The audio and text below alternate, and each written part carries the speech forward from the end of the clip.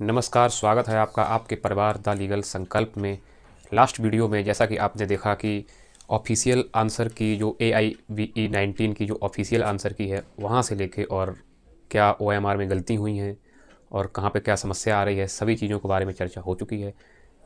कुछ लोगों के कमेंट आए हैं, कुछ लोगों के क्वेश्चन हैं, तो सबसे पहले उन क्वेश्चन को लूँगा और फिर बताऊँगा कि BCI से कैसे मेल करना है और मेल का फॉर्मेट क्या रहने वाला है और अब आप जिसकी OMR गलत हो गई है वो लोग उसमें क्या करें। पहला कमेंट हम लेते हैं, जो कि पहला कमेंट दिया गया है कि लैंग्वेज गलत भर दी है, क्या प्रॉब्लम आ सकती है। देखिए, लैंग्वेज गलत भर दी है, प्रॉब्लम तो हो ही गई है, लेकिन अब आप वापस ना तो एग्ज़ाम हॉल में जा सकते हैं ना उस लैंग्वेज को सही कर सकते हैं। अब आपके हाथ में जो है मैं वो आपको बता रहा हूँ, ये काम आप जितना जल्दी से जल्दी हो उसको कर दीजिए।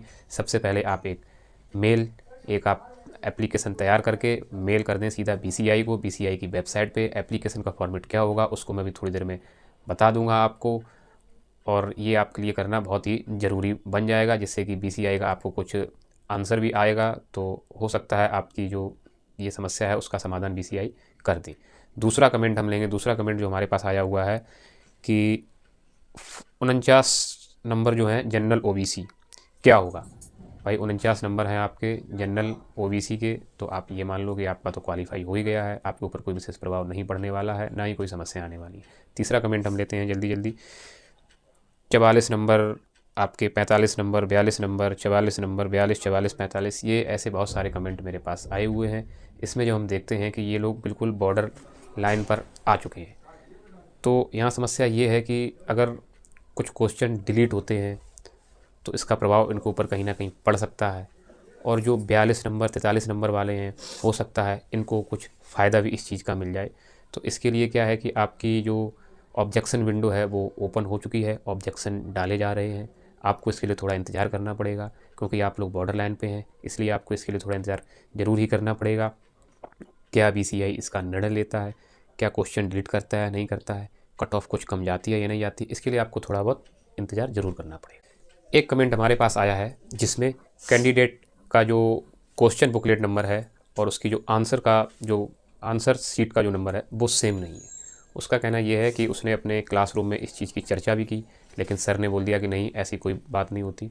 लेकिन जबकि ज़्यादातर क्या 99% यही रहता है कि जो आपका क्वेश्चन का बुकलेट नंबर होगा क्वेश्चन पेपर का, और वही आपका आंसर शीट नंबर होगा, सेम होते हैं। अगर ये मिसमैच कर रहा है तो उसमें आपको परेशान होने की ज़रूरत इसलिए नहीं है कि ये आपकी पूरी क्लास का मैटर होगा, या हो सकता है उस सेंटर पे कुछ पेपर या OMR शीट देते टाइम कुछ आगे पीछे हो गया हो या कुछ समस्या हो गई हो।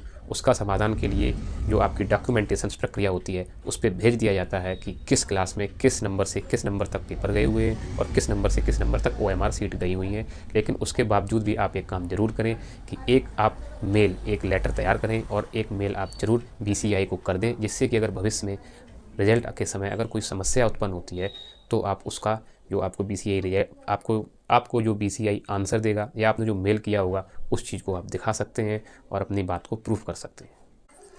अब हम बात कर लेते हैं कि बहुत सारे कैंडिडेट ऐसे हैं जिनकी OMR शीट में कुछ ना कुछ छोटी मोटी कुछ ना कुछ प्रॉब्लम ज़रूर हो गई है।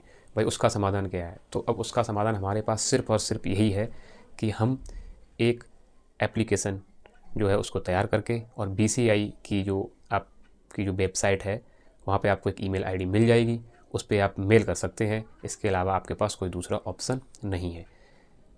मेल करने के लिए आपका जो एप्लीकेशन रहेगा वो सीधा सीधा यही रहेगा कि उसमें आप सीधा सीधा लिखेंगे to AIVE department bar council of India New Delhi, और इसके नीचे का प्रोफार्मा आपका वही रहेगा जो आपका एप्लीकेशन का रहता है। आपकी सुविधा के लिए डिस्क्रिप्शन बॉक्स में मैं इसको डलवा दूंगा, पूरे लेटर को तैयार करवा के डलवा दूंगा, वहाँ से आप उसको देख सकते हैं, कॉपी कर सकते हैं और एक मेल ज़रूर कर देना इस चीज़ को लेके। बात आती है कट ऑफ को लेके, तो अभी सीधा सीधा जो BCI का नोटिफिकेशन है उसमें स्पष्ट दे दिया गया है कि आपका जनरल OBC जो है वो आपका 45% पे रहेगा और आपका SC ST 40% पे रहेगा। लेकिन आपकी जो ऑब्जेक्शन विंडो जो है वो ओपन हो चुकी है। कुछ क्वेश्चन पे ऑब्जेक्शन किया जाए, उनको डिलीट किया जाए या कुछ आगे पीछे किया जाए तो कुछ थोड़ा बहुत 19-20 फ़र्क पड़ सकता है, कोई विशेष फ़र्क नहीं पड़ेगा। आगे आने वाली वीडियो में हम बात करने वाले हैं कुछ कैंडिडेट्स हैं जो LLB कंप्लीट कर चुके हैं, जिसके पास डिग्री है और उनका AIVE निकल चुका है। अब आगे उनकी क्या प्रक्रिया होने वाली है, कैसे वो रजिस्ट्रेशन कराएंगे, COP नंबर उनको कैसे मिलेगा। कुछ कैंडिडेट हैं जिनका रजिस्ट्रेशन प्रक्रिया चल रही है, इंटरव्यू हो चुका है, रिजल्ट नहीं आया है, AIV क्वालिफाई कर चुके हैं, उनके आगे की प्रक्रिया क्या होगी। और कुछ कैंडिडेट जो हैं जो रजिस्ट्रेशन करा चुके हैं, उनको COP नंबर कैसे मिलेगा, सभी के बारे में आगे आने वाली वीडियो में डिटेल में बात करने वाले हैं। सबसे पहले आप चैनल को सब्सक्राइब कर लें और जुड़े रहें, जानते रहें। धन्यवाद।